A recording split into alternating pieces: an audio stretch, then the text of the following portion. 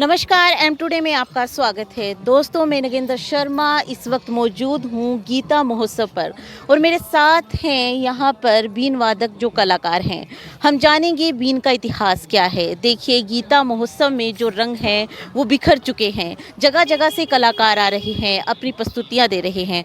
हम यहाँ पर बात करेंगे इन बीन वादक से कि क्या इतिहास रहा होगा इस बीन का, इस वाद्य यंत्र का। एम टुडे में आपका स्वागत है। अपना नाम बताइए। सुनील नाथ बीन पार्टी पानीपत हरियाणा। ये हमारा पुश्तैनी काम है। हम पीढ़ी दर पीढ़ी शिव की आराधना में ये काम करते हैं। हमारे ब्याह शादियों में भी हम बैंड बाजे के बजाय यही इंस्ट्रूमेंट यूज करते हैं।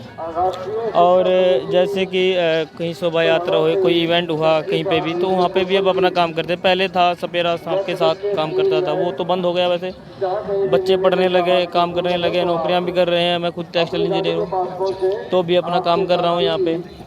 और अब नए लड़के हैं, ये भी स्टडी कर रहे हैं। और इसके साथ साथ हम अपनी सभ्यता से भी जुड़े हुए हैं। बीन का जो इतिहास है वो कितने साल पुराना है? जब से हमारे समाज की उत्पत्ति हुई है, हम कानीपा वंश से हैं, तभी से हमारे ये बीन का जो वर्क काम है चलता आ रहा है। तो हमारे गुरु हुए हैं, उनसे ही हम प्रेरित होकर ये काम कर रहे हैं। शुरू में तो हमने सांप के साथ काम किया। सांप था, अपना खेल दिखा के काम करता था। जैसे ही सांपों पे जो बैन लगाता था, तो उसके बाद ये काम बंद हो गया। फिर गवर्नमेंट के समय समय पर इवेंट होते रहते हैं, उस पर हम पार्टिसिपेट करते रहते हैं। तो हमारा हर जगह यहाँ पे इवेंट रहता है। जैसे सूरजकुंड हुआ, या अपना कलाग्राम हुआ, या इंद्रधनुष हुआ, या अपना और भी इवेंट है अदर, तो सभी में जाते रहते हैं। तो ये इससे हमें काम भी मिलता रहता है, और इसके अलावा अपना कुछ छोटा मोटा काम भी कर लेते हैं।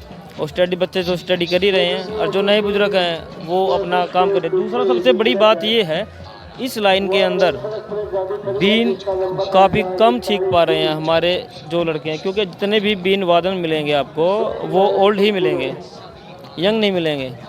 तो इसमें कहीं दिख रहा है आने वाले 10-15 साल में शायद बीन लुप्त हो सकती है। तो मेरी जहाँ तक सोच है कि जैसे अब मेरे साथ ये 8-9 लड़के आए हैं, बंदे आए, तो मेरे को काम ना दे के इनको भी एक बार चांस दिया जाए, इनको भी ग्रुप लीडर बनाया जाए, ताकि इनका हौसला बना रहे। तो ऐसे तो अगर मेरे को ही काम मिलता रहेगा, तो मेरा ही प्रोग्रेस होएगा, इनका कम होएगा। आप ये बताइए, जो बीन ये है, ये किस धातु की बनी होती है? बीन धातु नहीं, ये जैसे लौकी का बीज होता है, ऐसे ही इनका बीज होता है। ये बेल पे होती है। इसका अलग से हम बो के बनाते हैं इसको कम से कम 7-8 महीने लग जाते हैं बनने में। खुद अपने आप सेल्फ बनाते हैं हम इसको। ऐसे ही हमारा ये तुम्बा हुआ, तो तुम्बा भी हम खुद ही बनाते हैं। तुम्बा और ये अपना बीन खुद ही बनाते हैं, मार्केट में कहीं नहीं मिलता। अब तो ऐसे जैसे तुम्बा तो अब आने लगा, अभी ये लकड़ी का हो गया है।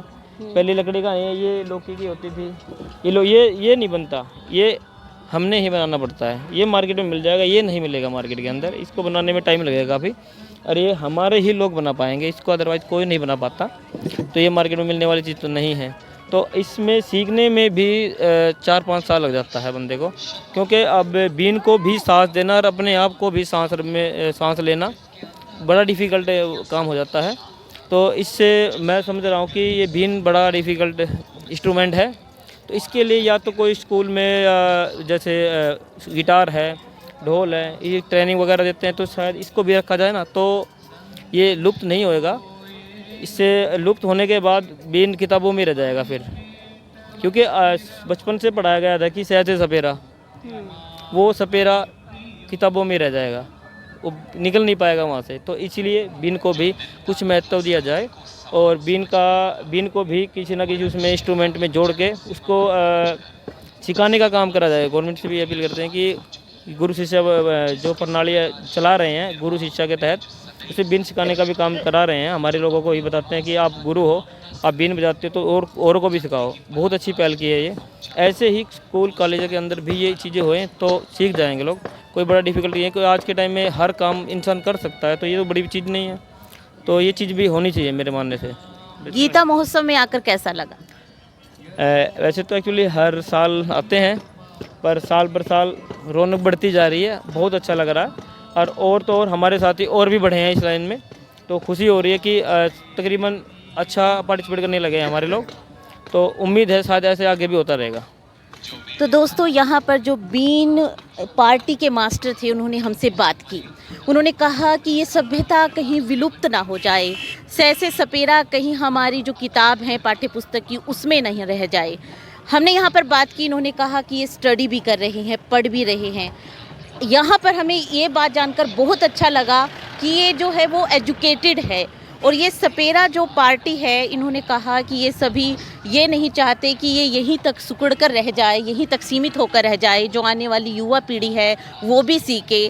बहुत सारे वाद्य यंत्र हैं जो हमारे संगीत में आज भी सिखाए जा रहे हैं, तो बीन क्यों नहीं। तो हमारी प्रशासन से या सरकार से या जो भी हमारी सरकार है उनसे एक प्रार्थना रहेगी कि अपने विलुप्त होती ये जो भी लोक परंपरा है, लोक वाद्य यंत्र है, उनको बचाने के लिए एक सतत प्रयास किया जाए।